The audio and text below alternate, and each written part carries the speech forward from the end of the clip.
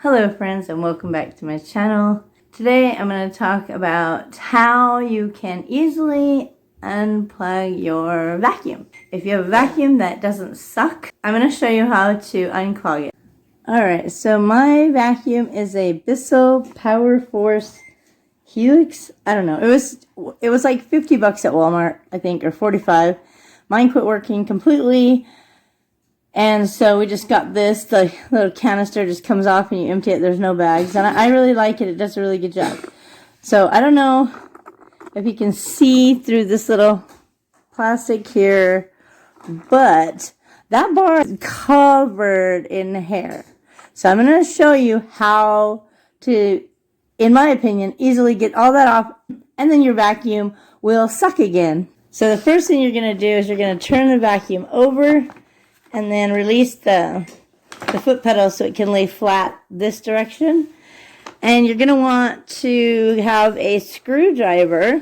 Most all vacuums, this should come off. Oh, look, there's some lovely crap. Okay, so this one has a screw. This model has a screw here, here, here, here, there, and there. So 6 screws. So I'm going to go ahead and get my little tiny screwdriver, and I'm going to go ahead and just take all those off. And it shouldn't be hard because I've taken it off before. This is not the first time I've had to clean this because I shed a lot of hair. Can you see the hair? It's covered in hair. Can you see? I mean, that is why the wheel doesn't turn and why it doesn't want to suck. Okay, so let's go ahead and get these screws off and we'll continue. Okay, for me it's easier just to set the vacuum in my lap when I get to this point to work and show you. So once you get all the screws off, this part should just lift right off. And you want to like check in here because you probably got some more lint and dirt and stuff that you want to just go ahead and throw that stuff away. If you don't want to do this on your pants or get it all over, you could just get on the ground. I have bad knees, which is why I'm doing it on my lap. You just want to check around in here. Anything loose that you can take out, get out. I'm just making a little pile right here on my carpet. I'll pick it up when I'm done with my hands. Alright, so to get all this out, you can just work from here. I use a knife because it's what works for me. If you have a special tool that cuts hair, scissors, whatever, that will work too. I prefer a knife, but you could cut yourself badly, and unless you like going to the doctor for stitches, you might want to be real careful when using a knife. So what I'm going to do, instead of working on it in here, I found it's easiest if you just lift up off of the vacuum, but hold it because there's a belt going to pull it away from you. Oh, there's some more goody hair.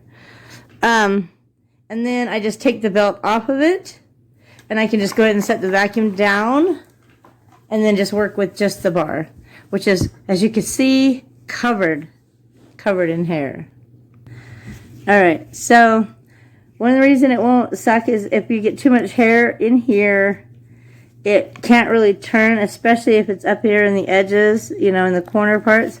What I found works best for me is just to put the knife in and then pull up to try to cut the hair. So I'm cutting away from me, cut the hair. And once I cut the hair, then I can usually unwind it off the spool. And then I'll just make a little pile right there. And you basically just go down your whole row doing that. Just cutting it and then trying to unwind it. It does take just a minute, but cheaper than buying a new vacuum when all it is a bunch of hair, you know? So if you get any up in the bristles, you basically just pull it, and it got wound up. So basically you just have to unwind it. But if it doesn't just come right off, that's when you'll need your knife or something to cut it off there. Sometimes it's hard. It's crazy. How come our hair breaks so easy but it won't cut easy? That's kind of crazy, don't you think? I brush my hair and half of it falls out, but I go to cut a piece and it won't cut for nothing. Okay, it's working now. It's unwinding. Oh my gosh, look at all that. Alright, well, I'm going to go ahead and finish getting all the hair off here, and I'll show you how to put it back. Alright, I got it all off there. Well, most of it. Now that I'm showing you, I see a couple more little pieces, but all of it that was wrapped around is not there anymore. Maybe a single hair there. Anyway, so that's what it's supposed to look like. Now let me show you all the stuff that came off. It's kind of gross, actually. Look at that. It's like a small animal. It's a dog. It's like a little Fifi. Oh, oh. I mean, this obviously came from here. Like, it's the same stuff.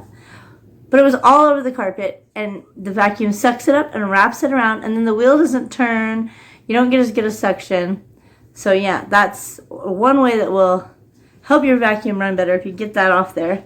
And then I'm going to go ahead and hurry and put that back on. So there is one other reason why your vacuum like wouldn't suck up.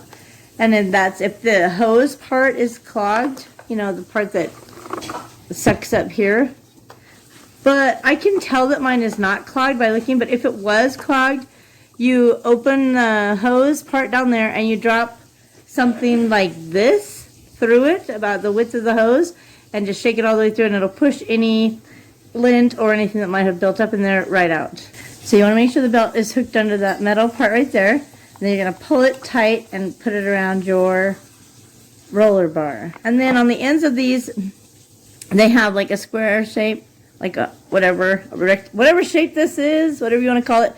It has to fit like that. And these turn freely on my vacuum.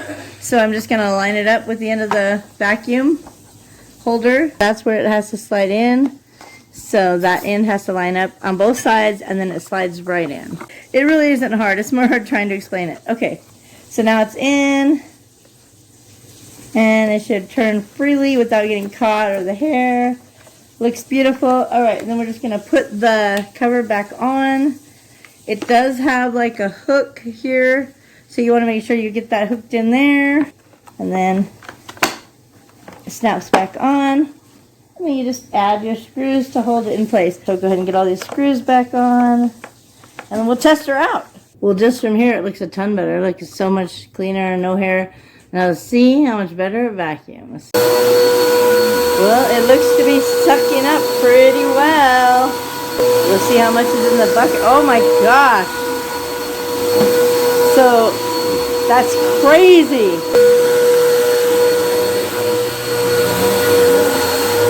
Oh my gosh. Look at how much stuff it's sucked up. It hadn't been getting much from any of the rooms when she was vacuuming, which is one of the reasons we decided to check. And sure enough, it was covered with hair earlier. And now that we removed it, look how much dirt and crap it's sucking up. I mean, that is insane. And that was just from that tiny little room. And she hadn't gotten anything from the other rooms hardly at all because it was plugged up. So cleaning your vacuum will make you have cleaner carpet for sure. Make sure your vacuum is sucking all the crap out of it. That was all just in my front room. That's disgusting. I'm so glad I know how to clean a vacuum when it doesn't suck, and now you do too. So happy cleaning. We'll see you in the next video.